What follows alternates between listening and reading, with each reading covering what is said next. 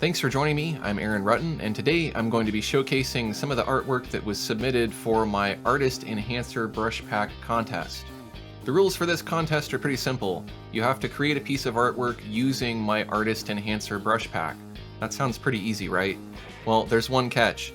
This brush pack was created for an April Fool's joke, so it is actually very difficult to use. I want to just give you a little taste of what this brush pack can do. Let's try slow triangle. I'll go ahead and paint with this brush, and you can see it's incredibly slow and incredibly triangular. If you're trying to draw with this brush, you might be able to get some cool effects, and we'll see how creative people get with these brushes, but this is not an easy brush to paint with. Neither is Frustrating Pen. Frustrating Pen actually has reverse pen pressure, so when you press hard it's thin, and when you press light it's thick, so it's actually incredibly hard to ink with. Let's try another brush, Unwelcome Dot. And if we paint with this brush, we get this really cool dab pattern, but there's always this really annoying dot that just hangs out. It's like your cousin. So needless to say, the artwork created here isn't going to be judged based on skill or being detailed or anything like that. You're going to get points just by actually being able to create something with these brushes, because it is not easy. But let's go ahead and dive into some of the artwork that was submitted. So these are in no particular order. The first painting is by HORST Rosenberger. And I have to say, I really like the way that this one looks overall. I could see this actually being printed on canvas and put on somebody's wall. So this brush pack actually works pretty well for abstract painting. One of the things I want to see in these paintings is that the artist actually used the brush pack, and I can look at this painting and I can see where some of the brushes were used. For example, in this area down here. Next is a submission by Linda Boswell. This is a painting of a city skyline at night, and I have to hand it to Linda. This is a really detailed painting, and I imagine this was very frustrating to create, so I'm sorry, Linda, but it turned out really well. It's a chore to try to get any of these brushes to do anything, and I think that's one of the wonderful things about this brush pack. Even though it was designed to be frustrating to work with, it does free you up as an artist because you have to let the brushes do whatever it is that they can do and just go with that. It's almost like letting the brushes lead you. So as you can see here with these rows of lights, she looked at this brush and said, these look like rows of lights, so I'm going to put these on a bridge. And then she managed to find brushes that worked well for the lights in the background and for the moon and the water and so on. The next painting is by Richard Stalter, and this looks kind of like some flowers. It's an interesting mix of still life and abstract. I really like the colors in this, and I like how you use that blobby brush.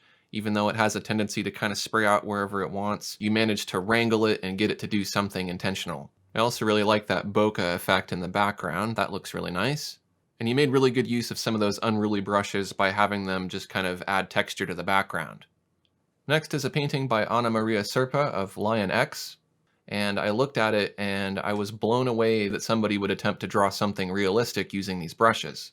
Honestly, I looked at this painting and I was like, dang, that's a lot of work that went into that. And just trying to imagine how tedious that would be to do using these brushes. So excellent job on this painting.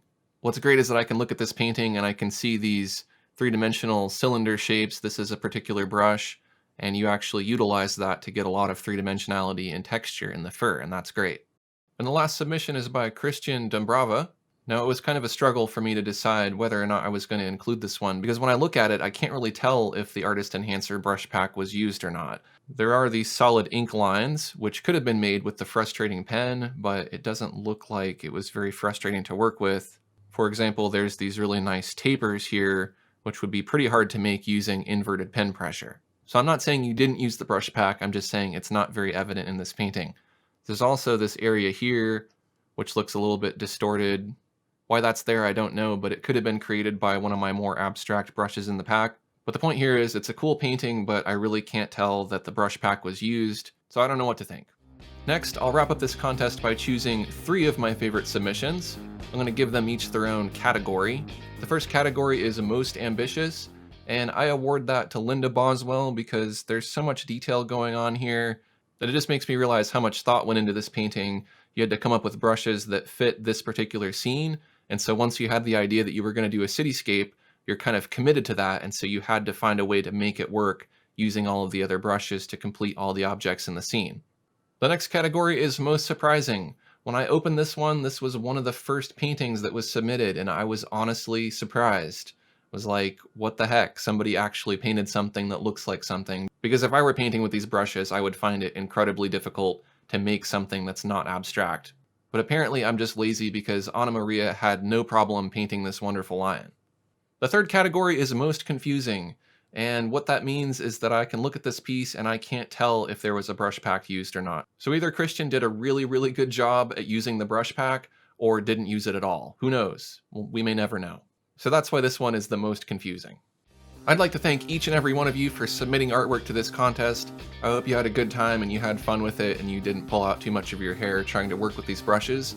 If any of you watching out there want to check out any of my other less frustrating brush packs for Corel Painter and Photoshop and Adobe Fresco, check those out. I'll link you to those at the end of this video. Thanks for watching and I'll see you next time.